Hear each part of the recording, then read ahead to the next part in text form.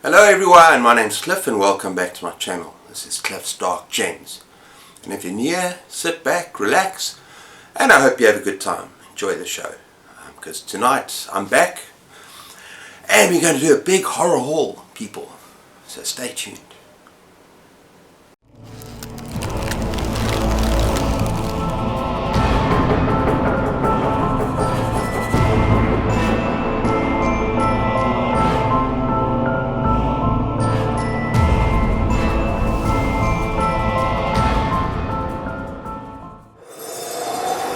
Okay, so tonight we're doing a huge horror haul.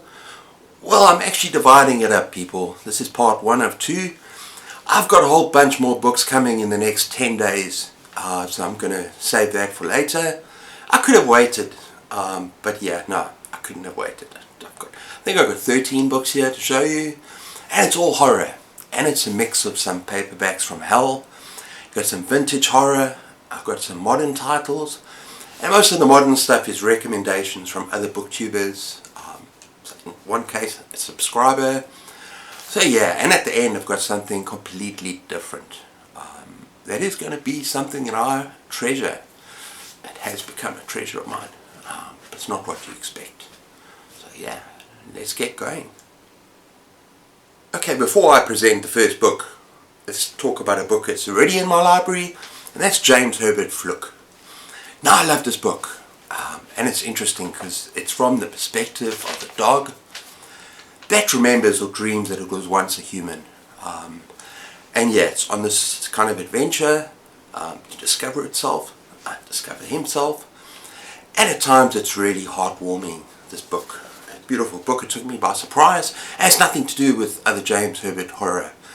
This was 5 stars, not a horror. But this book that I'm going to mention is a similar kind of premise, but very, very different. And that is my first paperback from hell, and it's Hound. Now yeah, the whole story is told from the perspective of this dog. But this hound is absolute sociopath. And I think it starts off at the back where it wants to kill off one of its owners, thinking, oh, nothing's going to happen, I'll just be passed on to another owner. So yeah, you're in the mind of the sociopathic dog. And that's all I really know about it. I've had my eye on it for a while. And yeah, it's by Ken Greenhall. Introduction by Grady Hendrix. And the reason why I'm so into these books now, and I actually want to collect them, is because I've got paperbacks from hell. And as I'm dipping through there, I'm seeing more and more of the books that I want to read from that book. Yeah. Okay, this next book is definitely an animal attack book, kind of a genre in horror that I really enjoy, and it's called The Nest by Gregory A. Douglas. Now yeah, all I can say about this book, it's supposed to be about giant mutated cockroaches that have got lust for human flesh. Yeah. And of course the nest is, as it say in the back here, it's this garbage dump. And apparently what mutates these cockroaches is some kind of change in the poison, and then they develop into these bloodthirsty monsters. That's all I know about it. This was actually recommended or mentioned by Greg from another Bibliophile Reads, and it was on one of my videos. It's Animal Attack Creature Feature Top 10.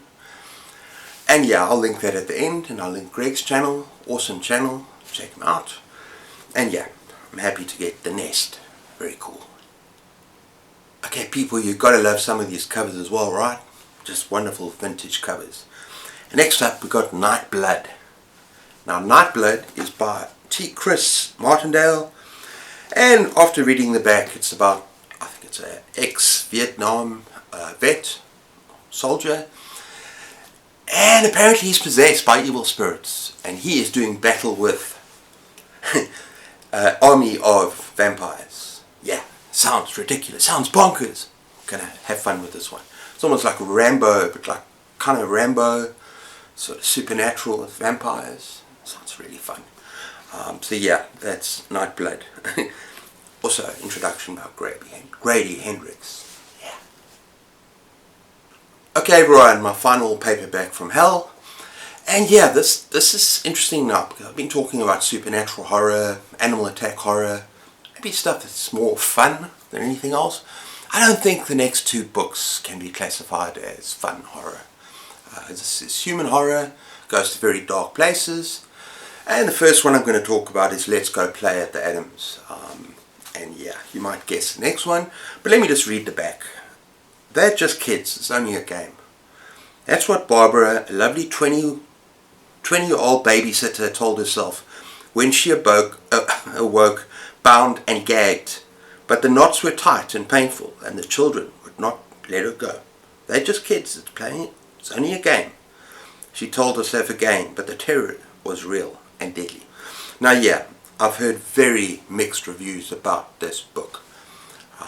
Yeah, I think it's very dark and twisted and messed up, a lot of torture, and it's loosely based on this case. I actually want to remember the name of this one. Yeah, this teenager, Sylvia Likens, as a teenager girl who was tortured and murdered. So it's loosely based on that case.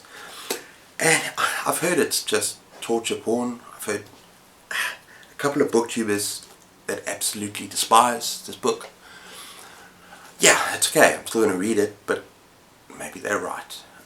But that actually builds us up to the next book, which is also based on the case of Sylvia Likens. And I actually need to read up on her a bit more.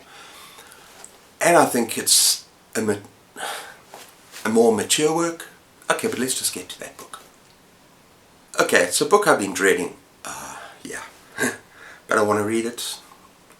The Girl Next Door by Jack Ketchum.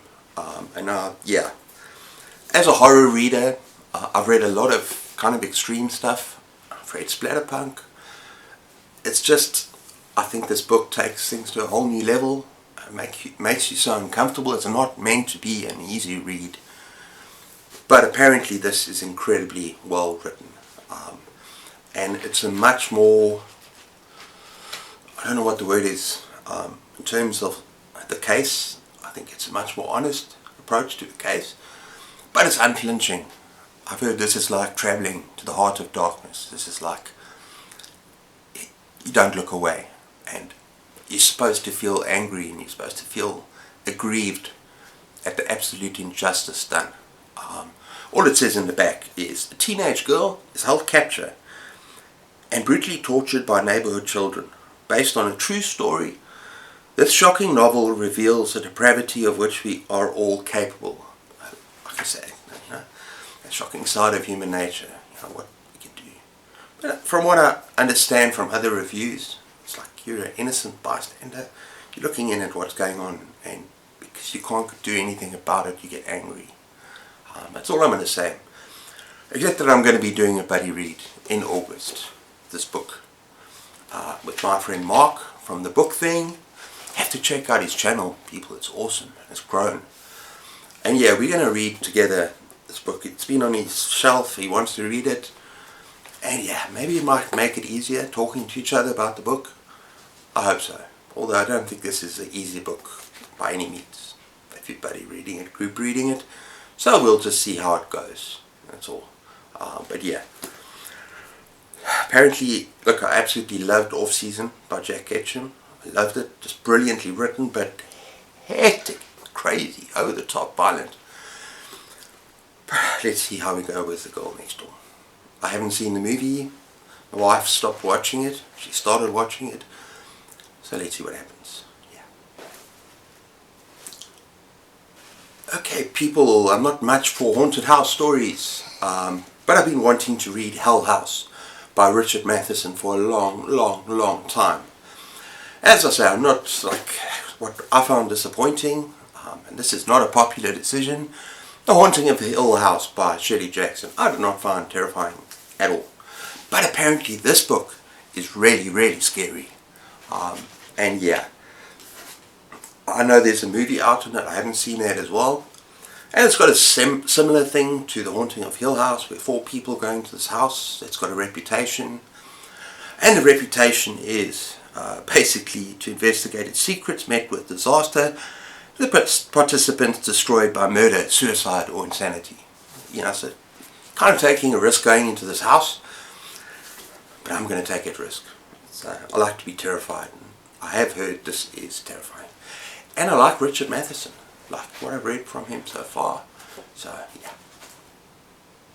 Okay, next up, my one and only anthology that I've got on this list, and that is Out There Screaming. Black horror, edited by Jordan Peele. Now, the reason I'm interested in this book is because I love Jordan Peele. He's the director, the writer of a movie that's one of my favorite horror movies all time, and it's called Get Out. Absolutely love that movie.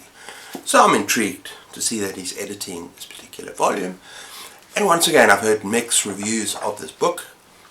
Yeah, but I'm hoping if I read it, I can find some exciting new black voices in horror, and find some new authors that I enjoy. So yeah, I'm sure it's going to be one of those cases with all anthologies.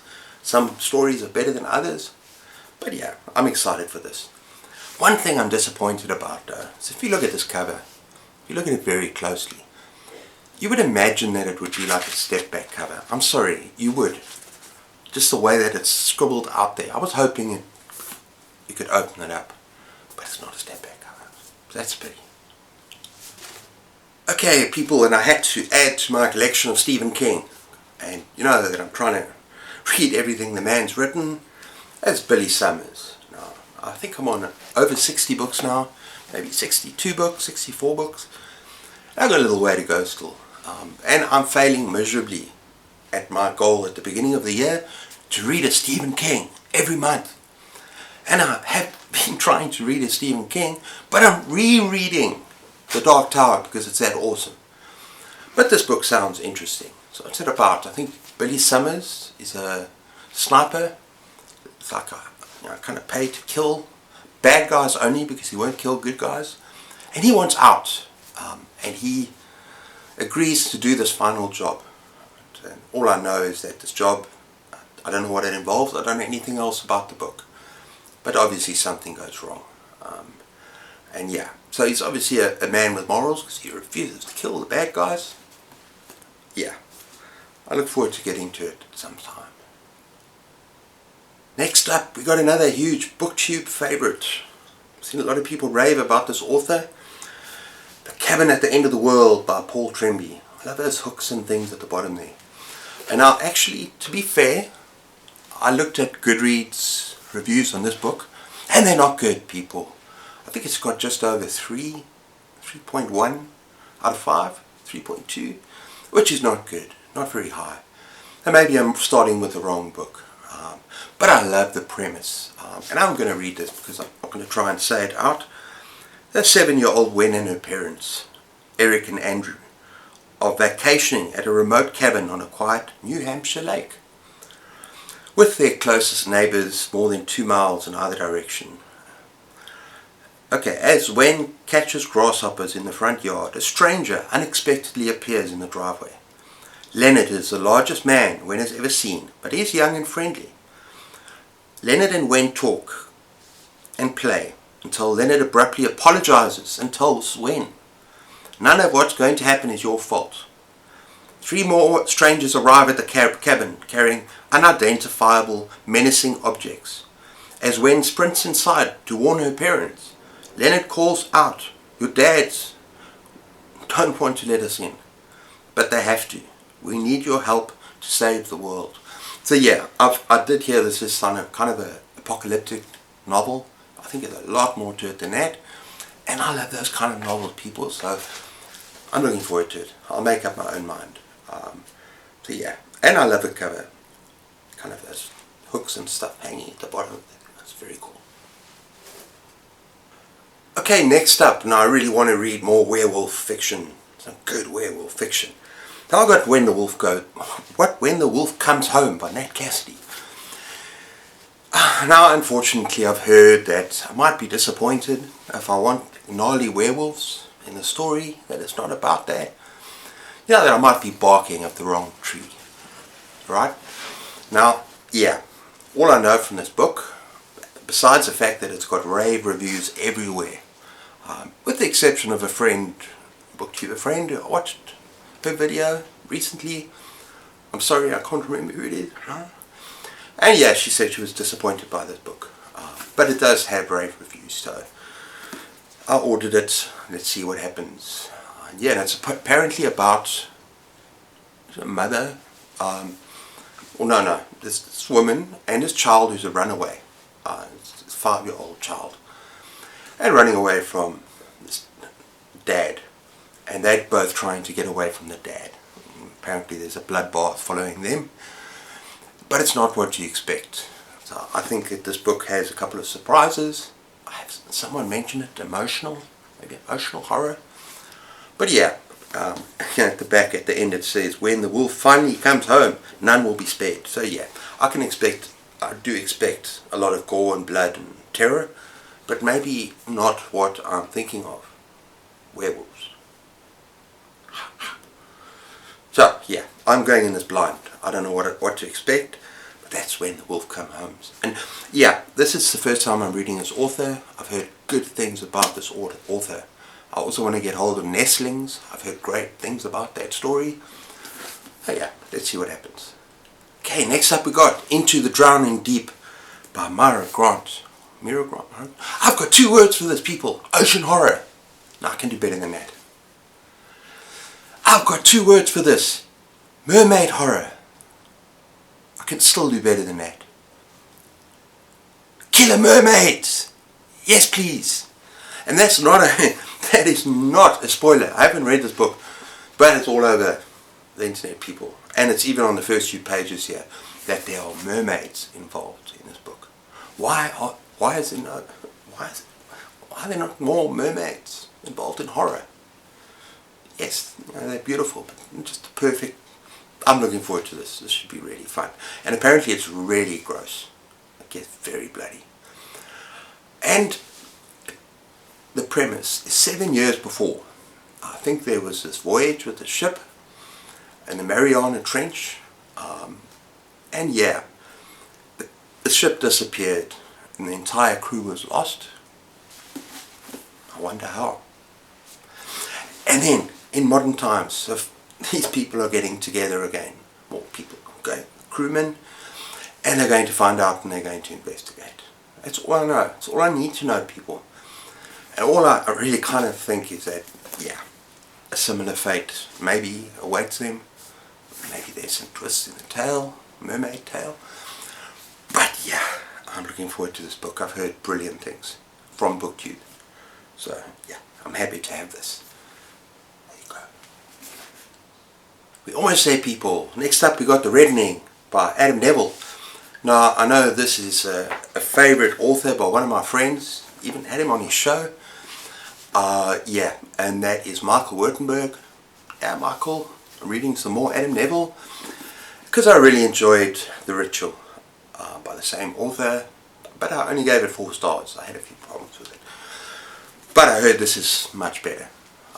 Maybe I'm wrong, but yeah, I ordered this and yeah, let's see what happens. I'm not going to read the whole back because it looks very complex. It looks like there's lots of different points of view, you know, so you're jumping between different characters and different events, and that's not necessarily a bad thing if it's done well. Let me just give you a teaser about what it's about. And it says here, 1 million years of evolution didn't change our nature, nor did it bury the horrors predating civilization. Ancient rites, old deities, and savage ways can reappear in the places you least expect. And at the end there, without going through all the characters, it's an epic story of folk and prehistoric horrors, written by the author of The Ritual. Okay, so yeah, folk horror predating civilizations. That cover, I'm intrigued. Let's see what happens. Let's see where he takes me with this book. So that is The Reddening. Okay, so you remember at the beginning of the video I said that my final book is a surprise, something you're not expecting. And yeah, I found a book, Diablo Tales from the Horadric Library. Oh, this is horror dark fantasy. Now, even if you're not a gamer, don't turn off just yet. Just look how beautiful this book is, first of all. This is going to be one of my prized possessions. Okay, it doesn't have gilded pages and stuff.